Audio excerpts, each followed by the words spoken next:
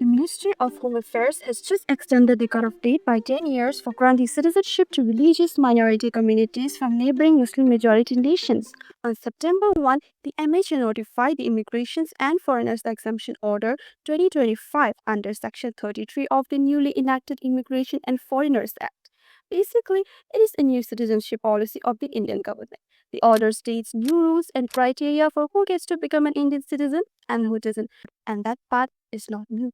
What is new though? The real headline here is the extension of the cutoff date of Citizenship Amendment Act or CAA. Previously, the cutoff date for persecuted religious minorities from Afghanistan, Bangladesh, and Pakistan to attain citizenship was 31st December 2014. Now it has been pushed ahead by 10 years. It means if you're a persecuted religious minorities from these three countries and you entered India on or before 31st December 2024, you're now an Indian citizen.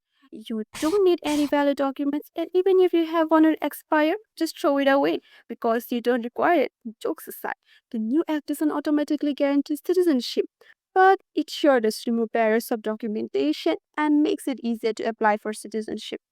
On paper, the order is meant to provide legal refuge, reduce fear, and formalize the stay of these communities, at least temporarily. And while it might look humanitarian on paper, it also relaxes the documentation requirement, which can be seen as legitimizing undocumented entries and opening the door to a larger influx of refugees or undocumented migrants under the pretext of religious persecution. For that reason, many ethnic minorities within India are not happy about this move.